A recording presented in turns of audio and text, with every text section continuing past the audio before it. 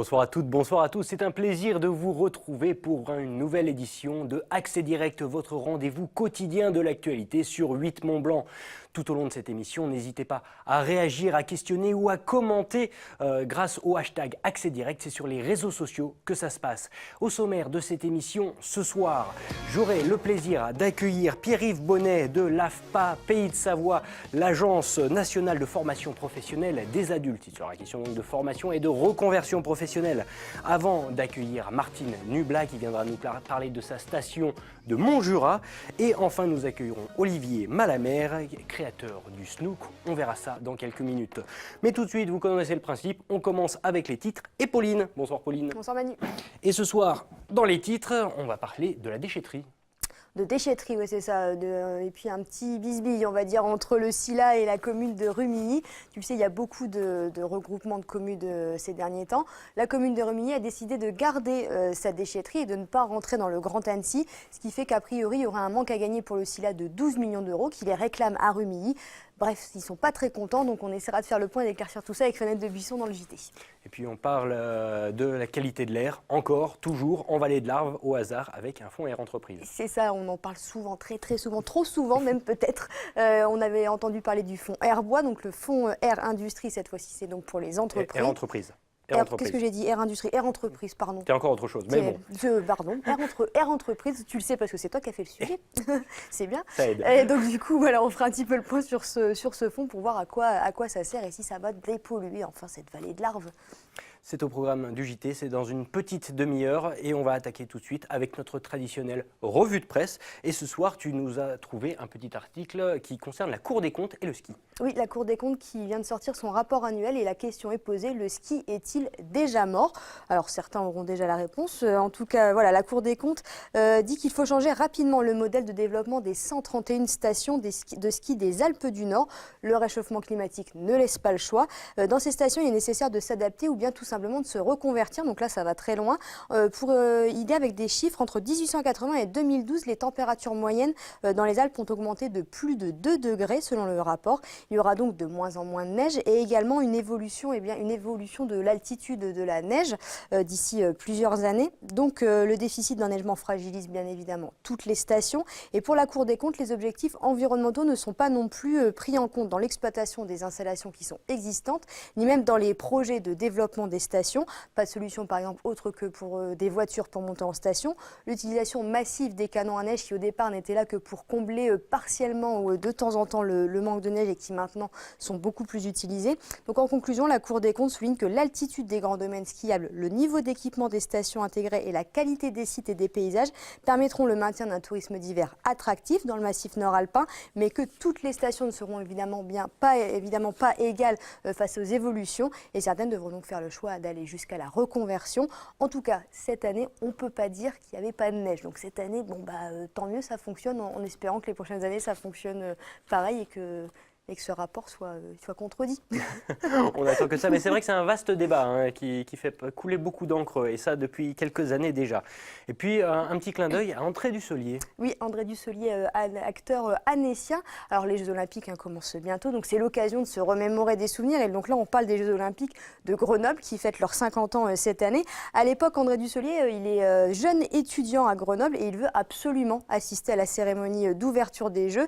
Et il n'a pas hésité à se faire passer pour un membre de la chorale olympique. Alors il dit, j'avais repéré qu'il y avait une chorale qui chantait, alors c'était moins protégé à ce moment-là qu'aujourd'hui, donc c'était plus facile d'y rentrer. Il avait repéré que surtout cette chorale, elle avait des anoraks jaunes. Alors ni une ni deux, il est allé se procurer cet anorak jaune. Il a réussi à rentrer dans cette chorale, il a chanté la Marseillaise incognito pendant la cérémonie d'ouverture, tout de jeune vêtu, on le voit tout en bas de la photo, les petits monsieur en jaune. Et ben André Dussolier était dedans, voilà, il était dedans. Et il dit, voilà, il n'avait pas du tout été contrôlé. Et c'est un très beau souvenir pour lui. Donc voilà, maintenant on ne pourrait plus trop le faire. En Corée du Nord, je pense que ça ne le ferait pas. Corée du Sud, Corée du Nord, non, c'est sûr. Voilà, Corée du Sud, pardon. En Corée du Sud, ça ne le ferait pas. Blasphème. Mais c'est parce qu'ils sont ensemble. Alors c'est ça. On va y revenir d'ailleurs dans un instant. C'est ça, on continue et on reste un petit peu dans l'esprit olympique. On reste à l'esprit olympique, mais bon, version parisienne. Parce qu'on commence avec l'actualité et Ah, tu commences avec la neige. Oui, oui, oui, la neige d'un côté, la neige de l'autre. Non, non, c'est la capitale qui m'intéresse aujourd'hui. Et nos chers amis parisiens qui ont découvert l'existence de la neige. Alors, ça fait doucement rire tous les montagnards que nous sommes. Hein, parce que c'est vrai que si par ici, 15 cm de neige, bah, ça semble pas énormément. On est encore en train de râler. Hein, quelques belles images de Monchu qui galèrent dans la neige. Et ben voilà, Paris, 15 cm, ça immobilise plusieurs milliers de personnes, ça génère plus de 700 km de bouchons. La RATP et la SNCF appellent les usagers à reporter leurs déplacements. Bref, c'est la panique totale. Nos confrères du Parisien ont même contacté des avocats du droit du travail et m'ont toutefois appris quelque chose. Hein. Je cite, si un salarié estime qu'il est dangereux de prendre l'autoroute verglacée, il peut exercer son droit de retrait et refuser un déplacement professionnel. C'est l'article 4131-1 du Code du travail. Donc, on n'irait pas souvent travailler, retiens bien ce chiffre parce qu'il pourrait bien que je te le ressorte à l'occasion de l'arrivée justement des Parisiens dans quelques jours en vacances quand ils découvriront ce que c'est que la vraie neige. C'est ça, donc les Parisiens, ne vous inquiétez pas, en tout cas, il y en a ici, c'est un entraînement en fait, les vacances scolaires, c'est bientôt, ça leur permet de s'entraîner un peu avant de découvrir la vraie neige ici. Et donc on parle des Jeux Olympiques. Et on parle donc des Jeux Olympiques.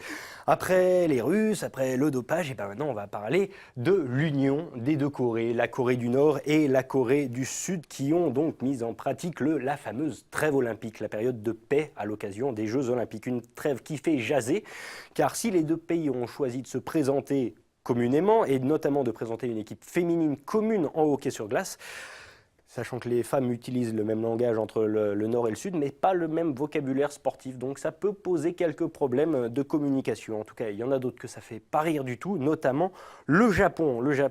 Car les Corées défileront sous ce petit drapeau qu'on voit là, donc, qui est le drapeau de la péninsule unifiée, un drapeau qui représente les territoires des Corées, et notamment un groupe minuscule d'îlots nommé les Rochers de Liancourt. C'est le petit point à gauche de la péninsule, un petit point bleu, voilà.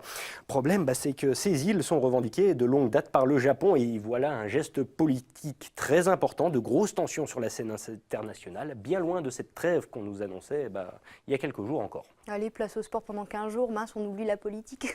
C'est ça. Merci, tant qu'à faire. Merci beaucoup, Pauline. On se retrouve tout à l'heure. Et tout de suite, actualité oblige, on va retrouver Fanette de Buisson qui est, elle, en direct de Chamonix, notre rédactrice en chef préférée, qui assistait à la conférence de presse d'Elisabeth Revol, toute juste revenue, toute gelée du Nanga Parbat. Et on l'écoute. À quoi est-ce qu'on a pu assister donc aujourd'hui, Fanette ?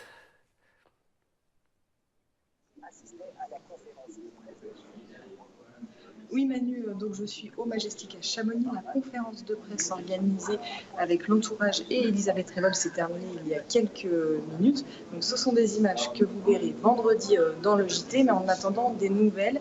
Vu les circonstances, disons, elle va plutôt bien. L'équipe et Elisabeth Revol tenaient surtout à faire le point sur le déroulé des secours, puisque manifestement, il y a eu des dysfonctionnements, notamment au Pakistan. Ludovic Chambazi, qui a suivi toute l'opération de secours autour d'Elisabeth Revol et de Tomek, a même parlé de freins, de mensonges, des hélicoptères qui doivent partir, qui finalement ne partent pas. Donc voilà, l'idée c'était vraiment de faire le point sur les secours, sur l'opération de solidarité assez conséquente qui a eu lieu pendant tous ces jours de sauvetage, et puis prendre des nouvelles aussi d'un point de vue santé de l'alpiniste. Donc elle est arrivée avec des béquilles, elle est sortie cet après-midi de l'hôpital de Sallanches. Les soins évidemment vont se poursuivre à Chamonix, puis à Lyon et également à Genève. Elle va ensuite pouvoir rentrer chez elle où une nouvelle fois les soins se poursuivront. Beaucoup d'émotions aujourd'hui aussi à Chamonix, puisqu'on a eu par téléphone la femme de Tomek, le compagnon de cordée d'Elisabeth Revol. Je vais la citer. Elle dit « J'espère que la mémoire de Tomek sera toujours vivante dans l'histoire de l'himalayisme, l'histoire du Nanga Parbat et dans le cœur de tout le monde. » Elle a notamment remercié Elisabeth Revol d'avoir accompagné durant de longues heures, notamment au début de la redescente, son mari. Malheureusement, Elisabeth Revol, pour sauver sa vie, a dû s'en séparer. Elle était persuadée à ce moment-là que les secours par hélicoptère allaient arriver. Donc voilà, beaucoup d'informations, beaucoup d'émotions. aussi, donc, je l'ai dit, ici à Chamonix. Dans le JT tout à l'heure, vous entendrez le docteur Champy qui fera un point complet sur la santé de l'alpiniste et puis on y reviendra dans un reportage complet dans le JT vendredi. Merci beaucoup Fanette. Donc on le rappelle, hein, plus d'informations complètes sur ce point tout à l'heure dans le JT avec Pauline et vendredi en fin de semaine pour un reportage complet par Fanette de Buisson. Et puis pendant cette allocution de notre chère Fanette, eh bien Pierre-Yves Bonnet nous a rejoint, c'est notre invité du jour. Bienvenue. Merci, bonsoir.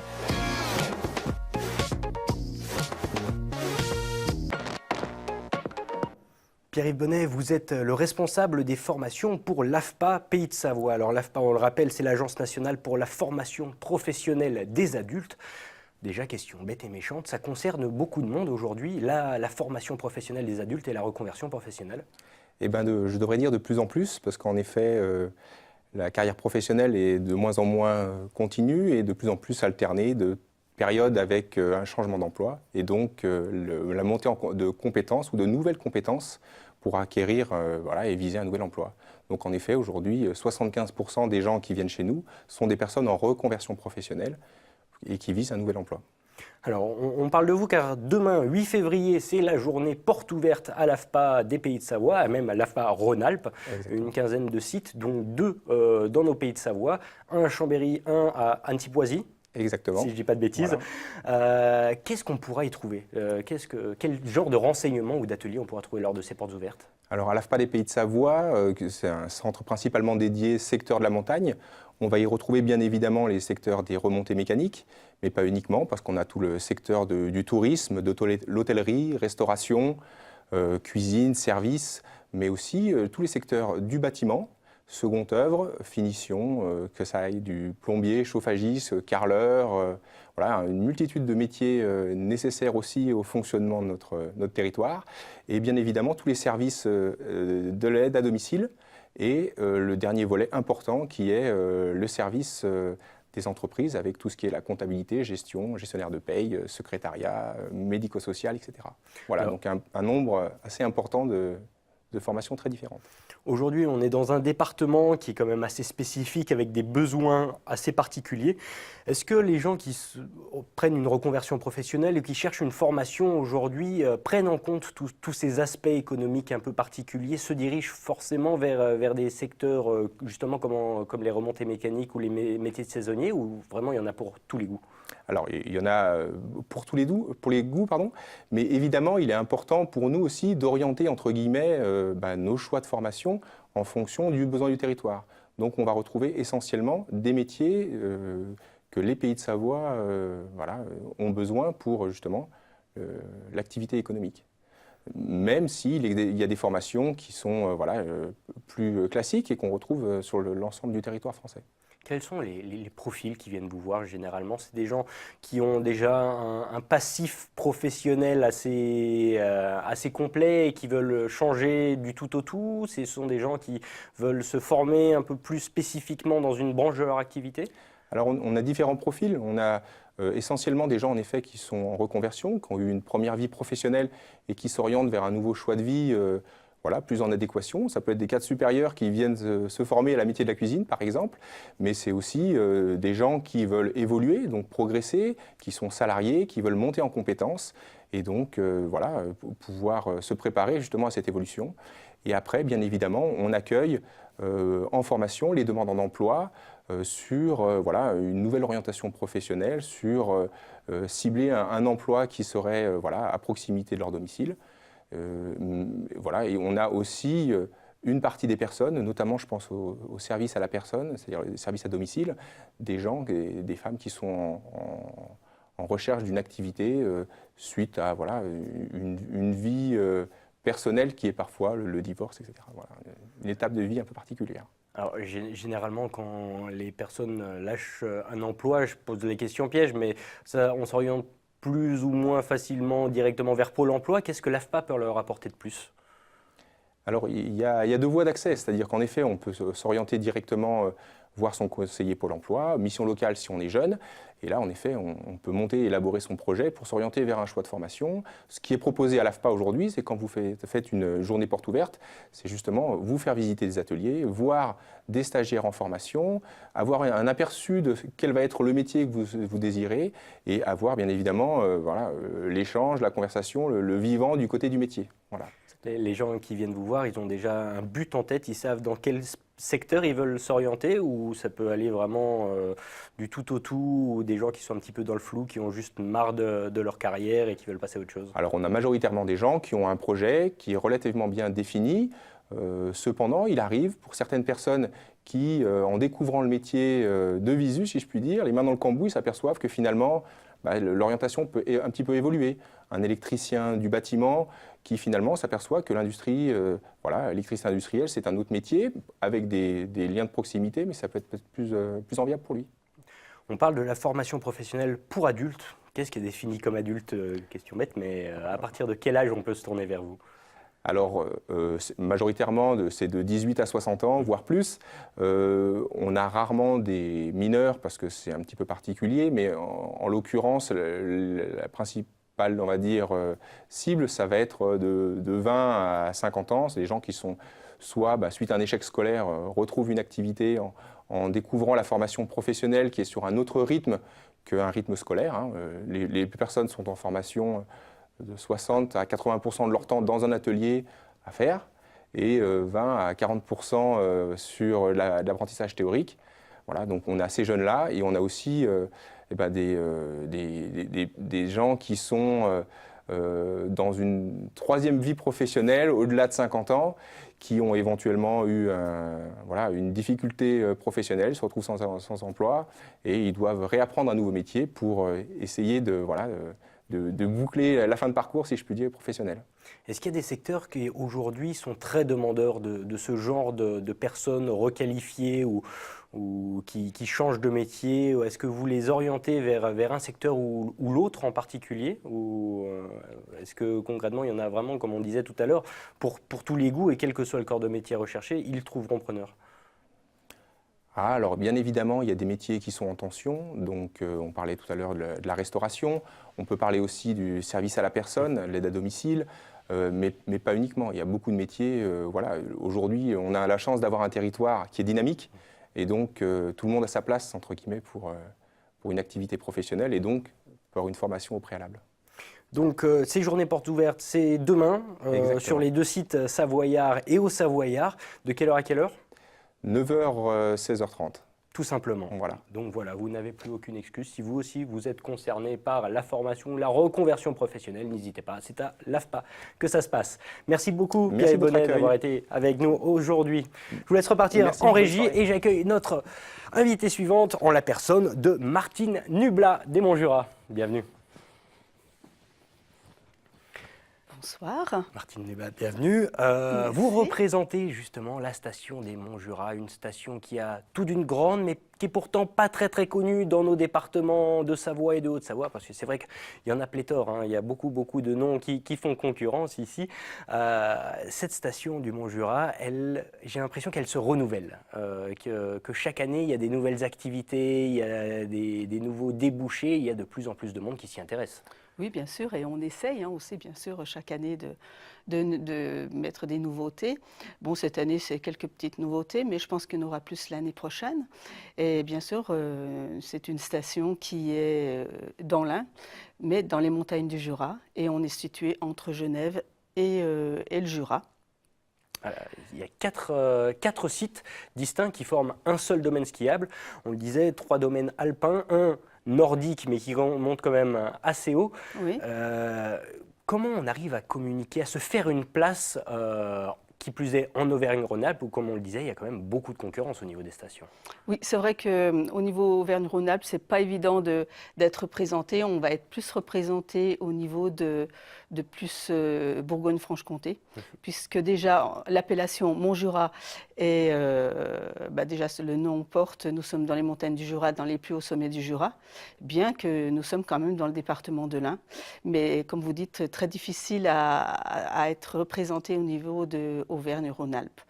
Mais avec Mont Jura, c'est, comme vous disiez, trois sites de ski alpin. On a les Lex-Crozet, Mijoux-la-Faucille et Montchère, et puis notre centre nordique avec 160 km de piste de Vathey-Valserine. Alors ça fait beaucoup, beaucoup d'informations, beaucoup de sites sur lesquels on peut justement s'éclater ski au pied. Aujourd'hui, vous êtes très axé famille. C'est vraiment aujourd'hui là-dessus que vous communiquez. Vous essayez d'amener les familles dans votre station. Pourquoi les familles? En fait, on a déjà 3 sites qui sont différents. On a Montchère qui est très adapté aux familles et proche de Bellegarde et le Bugey. Après, nous avons Mijoux-la-Faucille avec un peu plus de pistes, mais vraiment un site adapté pour les familles puisque toutes les pistes reviennent presque au même endroit. Donc, les familles ne vont pas perdre leurs enfants, c'est une sécurité. Et puis, on a les Lex-Crozet qui est bien entendu pour les familles, mais pas que, puisqu'on a une jolie piste qui est adaptée pour des championnats. On a eu les championnats de France l'année dernière, c'était pour la 2e fois. Et là, on vient d'avoir une Coupe de France de télémarque le week-end dernier. Alors justement, le côté famille, beaucoup de compétitions également de haut niveau, pour finalement parler un peu à tout le monde. Oui, voilà. Mais vous voyez, vous parlez famille, c'est vrai qu'on est bien adapté pour les familles parce qu'on a des endroits vraiment avec des pistes initiation, avec des tarifs adaptés pour l'initiation et également des tarifs pour famille. Par exemple, lorsque vous skiez en famille, 2 adultes, peu importe, les parents ou pas, et de 2 à 4 enfants, les enfants payent moitié prix. Donc, ils peuvent payer 12,50 la journée. Pour les enfants. Il y a aussi une vocation, c'est d'être un peu la station du bassin genevois. Oui, parce que ça représente quand même une grosse manne, une grosse clientèle. Ouais, nous avons une très grosse partie, enfin une grosse clientèle de Genève qui arrive directement en 20 minutes sur Crozet, qui prennent la télécabine, puis skier sur les 2 versants, les Lex-Crozet. Et également facile à arriver par Gex, le col de la Faucille, qui est bien aménagé aussi pour accueillir toute notre clientèle suisse du bassin genevois déjà, et puis tout le pays Gex. Et pour garantir à tout ce monde justement de pouvoir ne pas s'embêter, il y a beaucoup d'activités qui sont proposées en ski et même hors ski. Oui. Bien sûr, parce qu'en fait, c'est une station, mais il n'y a pas que les pistes. Il y a aussi 2 villages qui sont Mijoux et les Lex, des villages habités toute l'année. On est des villages, c'est pas comme dans les grandes stations, habités toute l'année avec les commerçants ouverts. Et donc, là, en général, les hébergements pour les vacances sont dans ces 2 villages, ainsi qu'au site du col de la Faucille. Et c'est là que, on est à la veille des vacances. Là, les animations vont se mettre en route, surtout dans les villages. On fait des soirées nocturnes sur les pistes. Chaque association amène un plus au niveau des animations. Et ce qui fait que voilà, la station est très vivante pendant les vacances. Et pas que. Et puis en sortant on dit il y a le ski, mais bien entendu, il y a les raquettes. On a des sentiers raquettes en plus accès libre, qu'on ne trouve plus beaucoup maintenant. Aussi bien en partant des sites, des villages, vous avez différents sentiers de randonnée raquettes. On a aussi des accompagnateurs qui peuvent faire des sorties non seulement accompagnées, mais avec toute une explication de la vie locale. Et nous avons aussi des sentiers piétons et des pistes de luge, enfin comme partout. Comme toutes les autres stations. Ouais. J'ai l'impression qu'il y a quand même une grosse dynamique aujourd'hui dans l'Ain pour essayer de justement revenir grignoter un petit peu de part de marché au niveau Alpes du Nord, avec nos voisins aussi qu'on aime bien et qu'on salue des vallées du Rutor et d'autres villes qui se sont mises ensemble il n'y a pas si longtemps que ça. Aujourd'hui, c'est vraiment le boom du ski dans l'Ain. Oui, parce qu'on s'aperçoit beaucoup quand on fait de la promotion à l'extérieur que, nous, notre clientèle, c'est beaucoup la région parisienne, le Nord, et pour l'international, ce sera la Belgique. Et de plus en plus, ils s'aperçoivent qu'on est avant les Alpes, c'est pas pour et la Savoie, et aussi on a vraiment des tarifs adaptés. Donc de plus en plus, on voit que les clients nous connaissent par ce biais-là. Ils se disent pourquoi aller si loin? On va s'arrêter dans le Jura. On s'arrête dans les montagnes du Jura et le Jura, et pourquoi pas à Montjura. Et pourquoi pas à Et Montjura. pourquoi pas. Et Voilà. une fois qu'on a trouvé le lieu, il reste encore à trouver l'activité parmi pléthore de propositions. Oui, parce que maintenant, vous savez, les vacanciers ne viennent plus skier toute la semaine. On s'aperçoit qu'ils vont prendre 2-3 jours de forfait, mais aussi pour toute la gastronomie que nous avons, ils vont aller déguster nos produits régionaux, aller dans les restaurants, manger vraiment ce qui leur plaît, les produits locaux. Donc voilà, comme vous dites, il y a le ski bien sûr, hein. D'ailleurs ils ne viendraient pas s'il n'y a pas le ski, mais ils aiment aussi diversifier leurs activités.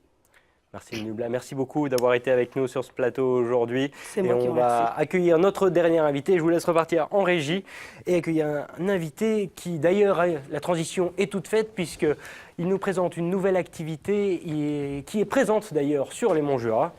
Olivier, bonjour, qui vient les mains chargées avec son prototype, ses prototypes, le Snook. Le Snook. Alors, bienvenue Merci. sur ce plateau. Enchanté. Et je vais te laisser tout simplement présenter cet attirail qu'on peut voir aujourd'hui dans de plus en plus de stations françaises et étrangères. Tout à fait. Donc aujourd'hui, le Snook, beaucoup de gens encore ne connaissent pas cette nouvelle activité, cette nouvelle pratique. Le Snook, c'est un nouvel engin de glisse hybride entre le ski de randonnée qui se transforme en luge monopatin, ce qui s'appelle le paré.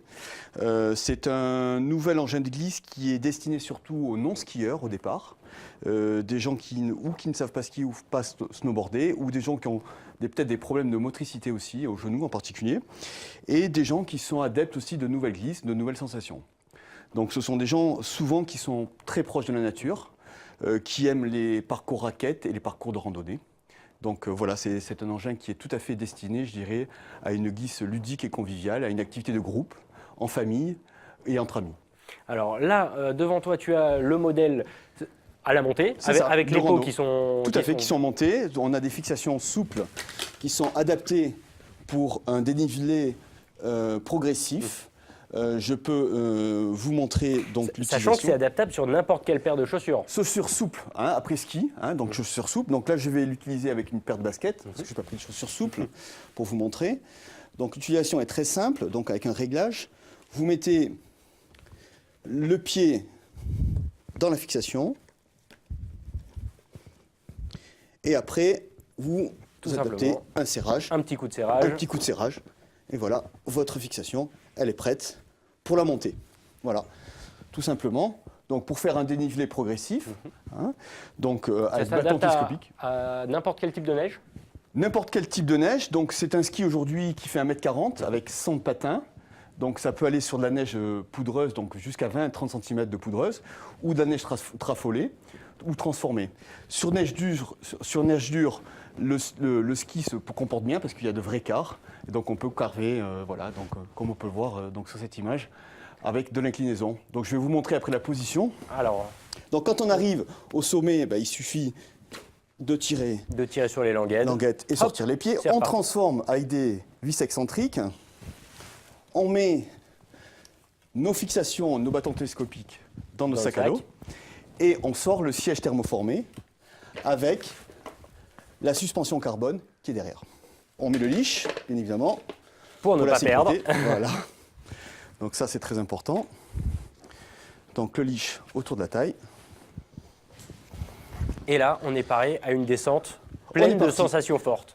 Extrêmement. Et je veux dire, c'est une glisse qui est vraiment faite pour tout le monde, de 10 à 70 ans, voire au-delà, parce qu'il y a des gens qui, au-delà, puissent faire aussi du snook en toute sécurité.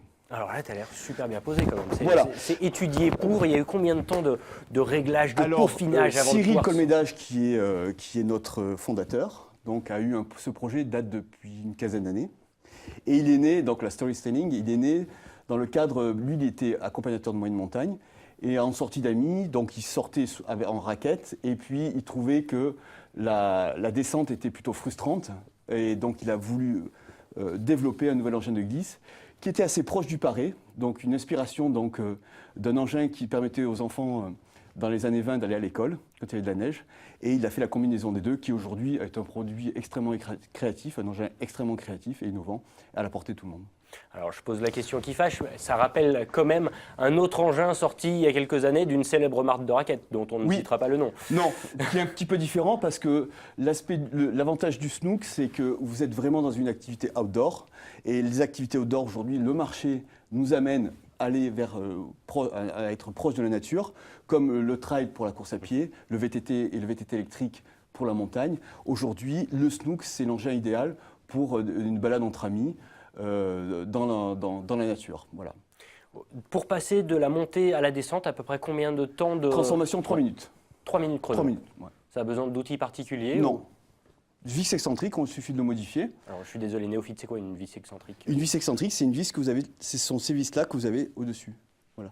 Donc au-dessus de la fixation. Donc vous les démontez, vous les remontez et avec le siège thermoformé et la suspension carbone.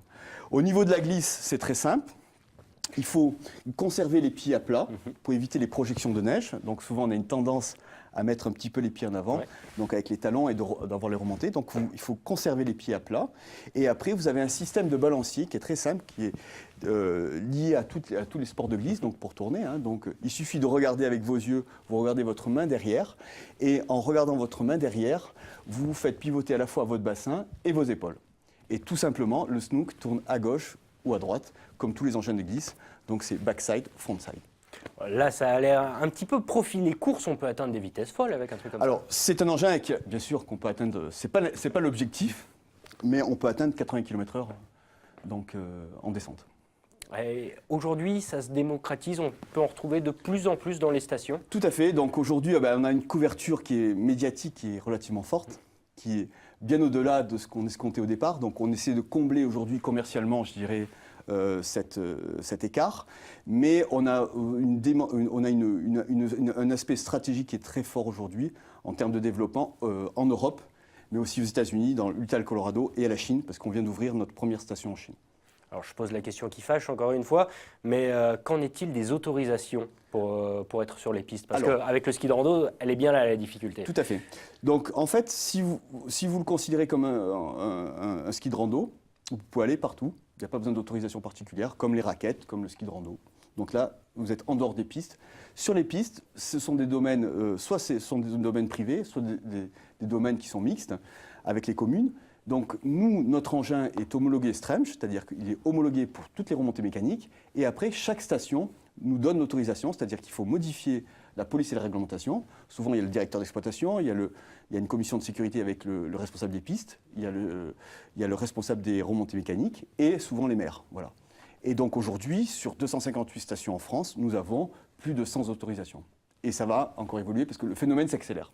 Alors concrètement, vous arrivez arriver justement à tenir le cap avec toutes ces demandes, toute cette ouverture sur le national et sur l'international. C'est surtout l'international. Aujourd'hui, donc, on est une start-up sur Alpespace, entre Chambéry et Grenoble. C'est évident que dans les mois à venir, il va falloir se repencher au niveau des ressources, et des ressources financières, des ressources humaines, et pour développer, je dirais, toute notre stratégie sur l'étranger, et notamment sur un marché qui est extrêmement important et qui est très porteur, qui est la Chine.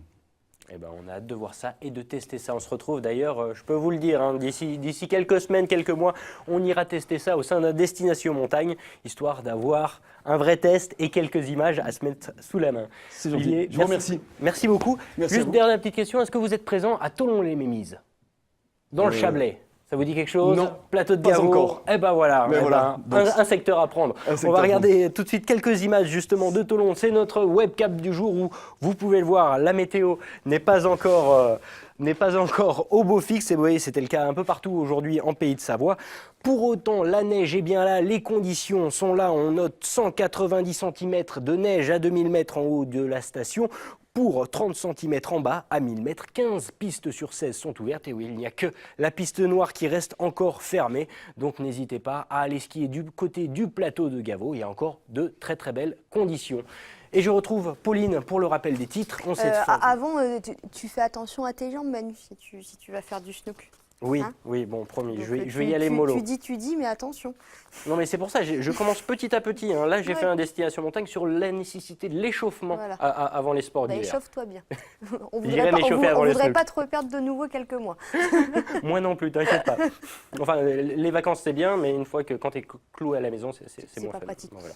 On reparle des titres. De quoi on parle dans quelques minutes, Pauline? Tu te souviens plus, c'est ça. Un problème de déchetterie. C'est ça, exactement, du côté de Rumilly. Un problème de 12 millions d'euros, puisque le SILA, le syndicat mixte du lac d'Annecy, demande à la commune 12 millions d'euros, puisqu'ils sont partis du Grand Annecy. Donc, on fera le point tout à l'heure dans le JT. Et on va reparler de mon reportage de ce matin sur le fonds Air Entreprise. Entreprise, j'ai bien retenu. Après le fonds Air Bois, donc le fonds Air Entreprise, on parle souvent de la pollution dans la vallée de l'Arve. Donc plein de choses sont faites pour que cette pollution diminue.